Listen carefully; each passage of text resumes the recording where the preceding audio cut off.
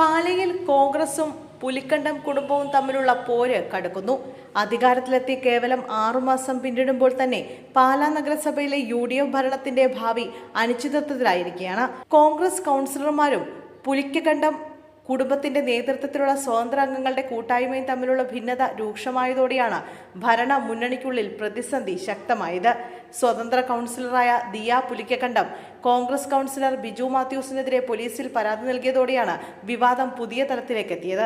ഏതാനും ദിവസം മുമ്പ് തന്റെ വാച്ചും ഒരു ഫയലും ബിജു മാത്യൂസ് മോഷ്ടിച്ചെന്നാരോപിച്ചാണ് ദിയ പരാതി നൽകിയത്. ഇതിനും ദിവസങ്ങൾക്ക് മുമ്പ് ബിജു മാത്യൂസ് ദിയയുടെ പിതാവും കൗൺസിലറുമായ ബിനു പുലിക്കണ്ടത്തിനെ ശാരീരികമായി ആക്രമിച്ചെന്ന പരാതിയുമായി രംഗത്തെത്തിയിരുന്നു. ഇതോടെ ഇരുവിഭാഗങ്ങളും പരസ്പരം ആരോപണങ്ങളും പരാതികളും ഉന്നയിക്കുന്ന സാഹചര്യമാണ് ഉണ്ടായത്. അതേസമയം ദിയ പുലിക്കണ്ടം, ബിനു പുലിക്കണ്ടം, ബിനുവിന്റെ സഹോദരൻ ബിജു പുലിക്കണ്ടം എന്നിവരടങ്ങുന്ന സ്വതന്ത്ര അംഗങ്ങളുടെ കൂട്ടായ്മ പാലായിലെ ടീം UDF വാട്സ്ആപ്പ് ഗ്രൂപ്പിൽ നിന്നും പുറത്തുപോയതും മുന്നണിക്കുള്ളിലെ ഭിന്നതയുടെ ആഴം വ്യക്തമാക്കുന്നതാണ്. 26 അംഗങ്ങളുള്ള നഗരസഭാ കൗൺസിലിൽ UDFന് ആകെ 10 അംഗങ്ങളാണുള്ളത്. ഇതിൽ 6 പേർ കോൺഗ്രസിൽ നിന്നുള്ളവരും 3 പേർ കേരള കോൺഗ്രസ് ജോസഫ് വിഭാഗത്തിൽ നിന്നുള്ളവരും ഒരാൾ മാണി സി കാപ്പന്റെ കേരള ഡെമോക്രാറ്റിക് പാർട്ടി പ്രതിനിധിയുമാണ്.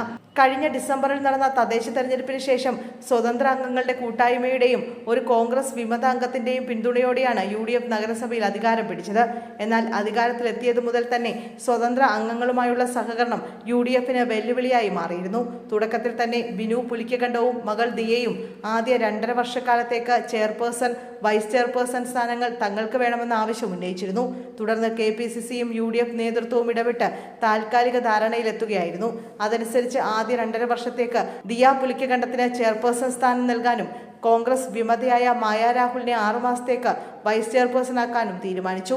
ധാരണ പ്രകാരം മായ രാഹുലിന്റെ 6 മാസ കാലാവധി ജൂൺ 26-ന് അവസാനിക്കും. തുടർന്ന് വൈസ് ചെയർപേഴ്സൺ സ്ഥാനം ബിനു പുലിക്കണ്ടത്തിന് കൈമാറണമെന്നാണ് നേരത്തെയുള്ള തീരുമാനം. എന്നാൽ പിതാവും മകളും ഒരേ സമയം ചെയർപേഴ്സൺ, വൈസ് ചെയർപേഴ്സൺ സ്ഥാനങ്ങൾ വഹിക്കുന്ന സാഹചര്യം അംഗീകരിക്കാൻ കോൺഗ്രസ് കൗൺസിലർമാർ തയ്യാറാകാത്തതാണ് നിലവിലെ പ്രതിസന്ധിക്ക് പ്രധാന കാരണമായതെന്നാണ് സൂചന. പരസ്പരം കേസുകളും പരാതികളും നൽകുകയും തർക്കങ്ങൾ ശക്തമാവുകയും ചെയ്തതോടെ ഇരുവിഭാഗങ്ങളും തമ്മിലുള്ള അകലം വർദ്ധിച്ചിരിക്കുകയാണ്. ഇതിന്റെ പ്രത്യാഘാതമായി നഗരസഭാ കൗൺസിൽ യോഗങ്ങൾ പോലും ചേരാൻ കഴിയാത്ത സ്ഥിതിയാണ് രൂപപ്പെട്ടിരിക്കുന്നത്. ഭരണപരമായ തീരുമാനങ്ങൾ മുന്നോട്ട് കൊണ്ടുപോകുന്നതിലും തടസ്സങ്ങൾ നേരിടുന്നതായി സൂചനയുണ്ട്.